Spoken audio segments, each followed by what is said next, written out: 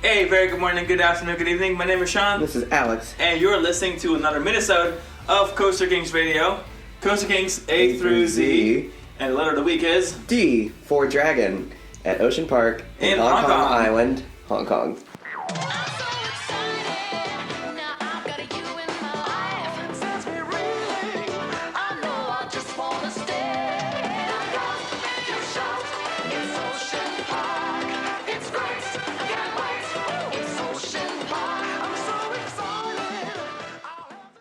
So, the Dragon opened in 1984. It was part of the short-lived Aerodynamics Huss manufacturing partnership of the early 80s, which the Huss partnership for Aero was part of Aero's restructuring following their first bankruptcy.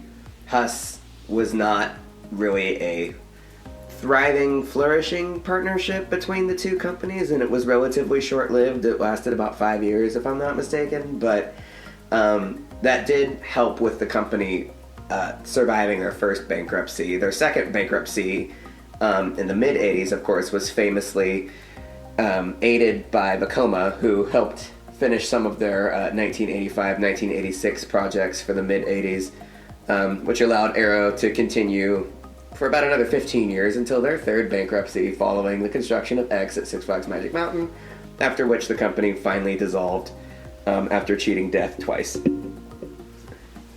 So, this Aero-Huss Corporation partnership that didn't last very long was the same partnership in motion during the time the Dragon was being built. So that included a whole package of attractions Several at Ocean rides, Park, yeah. Including the Troika, the Hydro Flume, the Enterprise, and the personal favorite, the Condor. Yeah, Condor came eventually. They had a pirate ship, which those were quite trendy at the time. Intamin, of course, had invented those in the 80s with Six Flags, and by 1984, Huss had opened their own version at Ocean Park. Ocean Park opened in 1977 strictly as a zoo and oceanarium, but by the early 80s, they had probably decided that jumping on the ride bandwagon was going to be a good way for them to... Which their timeline was very smart, because that's the reason they became one of the biggest attractions in the world at the time. Is by jumping on the ride bandwagon as an oceanarium early on, before other major oceanarium chains or theme parks started doing that. Yeah. They were definitely which was ahead quite of their time. revolutionary for sure. Because by 1980, they still didn't have any rides. They had the expansion up in the upper mountain area with the famous bubble tram sky ride that took you from the forward south side of the park to the north ocean-facing north side of the park. But then by 1984, the park had a pretty solid complement of different kinds of rides, including Dragon being their signature coaster component. Dragon is just shy of 3,000 feet. It's just over 900 meters long. The first drop, or I guess, I don't even know if the first drop isn't even that tall. The highest point off the ground, which I believe is the crest of the first lift hill, it's only 67 feet tall, or 20 meters. The ride had a very interesting positioning. The station is kind of mid-level in the overall plot of the ride. You exit the station into the first lift, do a majority of the coaster, and then instead of a brake run, you enter a second lift hill, which then brings you back up to station level, and then the final block and brake sequence. The ride is actually quite lengthy because more than half of it, is lift hill. So it does clock in at a relatively long 2 minutes. Despite only being 3,000-ish feet. So let's talk a little bit about the ride layout. So the station, as Alex mentioned, was on the midway level, kind of halfway up to complete elevation of the ride. So you would start with a gentle, tiny drop out of the station into a turn, a left turn into a lift hill. When you got to the top of the lift hill, you would face the ocean head on. That was one of those, obvious moments where you could really enjoy the view. The lift hill itself, if you looked off to the right, you could really see the ocean as well, so that was an important part of the way the lift hills were situated.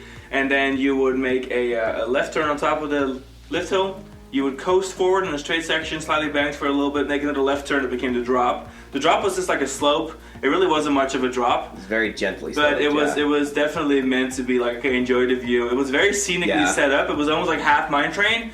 have looping coaster, and we jokingly refer to this in Loch Ness Monster as like the looping mine trains, because they really have moments where it's really not that high pace or especially that intense. those 2 lift hills. And so on the drop, you would also face the ocean, and then you would enter the first vertical loop, after which you would exit the vertical loop with an unobstructed view of the ocean. You would at this point suspend kind of over the ocean. There was no more land really to see underneath you, before you would hit the infamous dirt turn, very similar to Vipers. Yeah, that U-turn, that dirt turn, exiting the first inversion.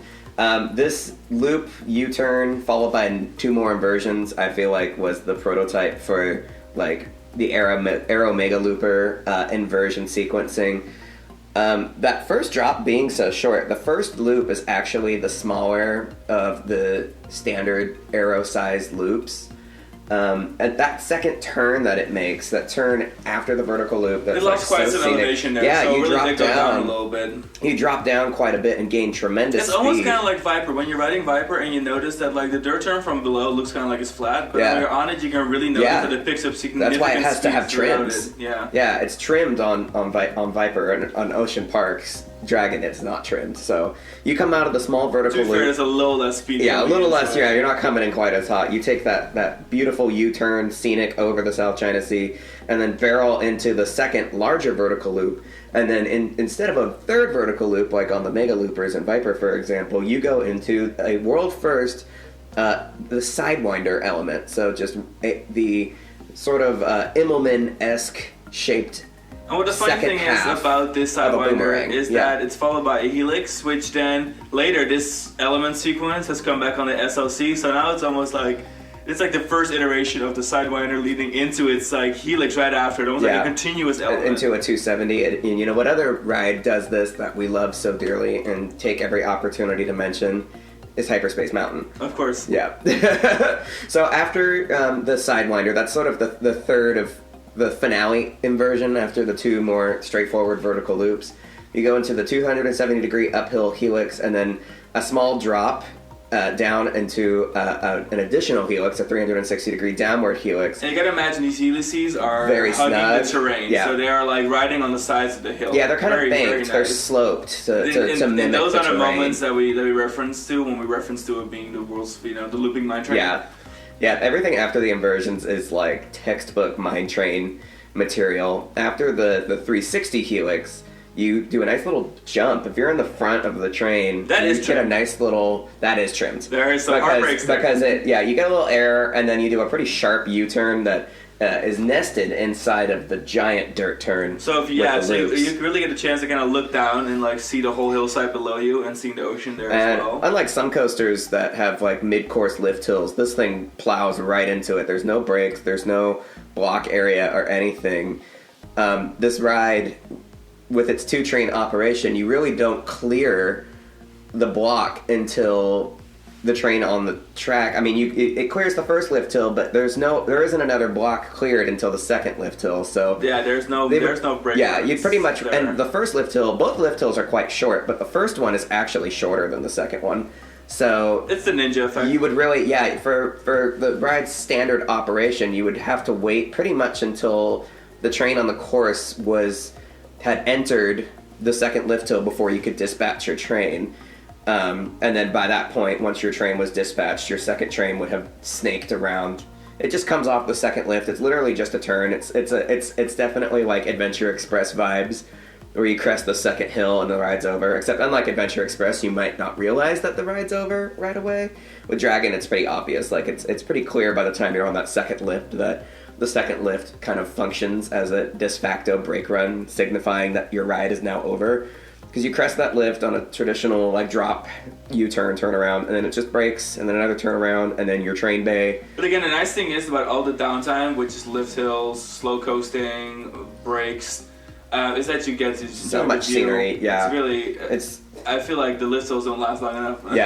Yeah. The ride duration being so lift hill and panoramic turn focused, I think was all deliberate. The ride layout could have been a lot simpler, but I think the focus really was for these elements to be facing the ocean, for the trains like most spectacular moments to be facing the ocean. That the whole ride design was kind of based around that. So we have a really quirky, like half infrastructure, really business end coaster, just so that we have just to face the ocean in like 3 or 4 important moments, and I think that's really cool. When the ride first opened, it was solid white. Just a the whole area of that park, all of the Huss rides were white. And then there was the second color scheme, which you may be familiar with because there's lots of pictures of it, which is the blue color scheme. And then there was a third color scheme, which is, in my opinion, the best color scheme, the one that is dyed with, and that is the weird purple, orange, and green color scheme with like some yellowish here and there with the flames. I don't even know how exactly to describe it. Definitely look it up. Yeah, we've got pictures. But yes, that's definitely the color scheme that I don't even know why they gave it, but it's really spectacular. It's really cool. When the ride opened, it had warm toned, multicolor. Like every vehicle was different, and it had silver siding, like a silver reflective stripe on the side. Over the years, the train retained its multicolored train, but the colors of the individual cars changed a few times. And then they also, the nose of the car, the decal on the nose of the car changed a few times. It's always been a thrilling ride to ride and to look at, to photograph, to videotape. I consider it quite a shame that the ride has been retired. It's such an icon. I think it's really an icon for the city. In fact, it was Hong Kong's only major roller coaster from the time it opened until 15 years later in 1999 when Ocean Park opened their second coaster, their custom Zamperla Wild West Mine Train. Both of these rides, as of September, have been retired. They are either demolished or pending demolition as Ocean Park prepares to enact a new type of business model, park system, for their various attractions. Yeah, so the new system for the Ocean Park business model is really that it's going to become a free admission theme park where everyone can walk around, scope around, and then you would just pay per ride. There will be different vendors operating different attractions. Some of the attractions that currently are existing are being split up between vendors that are interested in investing into the project. Yeah. They just opened Waterworld after many, many years of delays, a big multi-level in and outside water park on the side of the hill near where the large flume is located. So they're moving towards something that's more of a scenic experience where like people get the chance to like pay additional for additional experiences. Versus just doing the one price for all, because it just doesn't seem to be profitable enough. And the park is massive, so it's really sprawling. It makes sense that with competition nearby from Hong Kong Disneyland, but mostly Chimelong Ocean Kingdom, across the bay, Zhuhai in mainland China, it makes sense that they got to move to the business model because people aren't going to come to Ocean Park from the mainland to do the whole Oceanarium theme park thing, while there is a much grander, much more spectacular version just across the bay on a clear day. You should pretty practically be able to see one another. So it's so close that the competition really kind of led to needing a different business model. And Ocean Park does still have a major roller coaster left. They have the B&M Florida's Coaster Hair Raiser, which came in the mid-2010s. Yeah, it was like 2013. It's part of an expansion. And then their Mac lot. custom ice-themed Flower Ensign style coaster came a couple years later. They have their Thrill Valley, like Luna Park style ride area, and then their Arctic area and their Rainforest area with their Rapids ride. Those three areas. Very nice, very new. So it makes sense that those concise. aren't going anywhere. The most important, it's concise. And all of the other attractions that are in the more sprawling areas of the park have been retired as they reevaluate their plan. So we got lucky that we got to ride Dragon in 2018, late 2018. We really enjoyed it, and I hope you enjoyed this episode, learning a little bit more about the Dragon at Ocean Park and historically awesome looping mine train. Yeah. All right, guys. See you next week for another. Bye. Bye.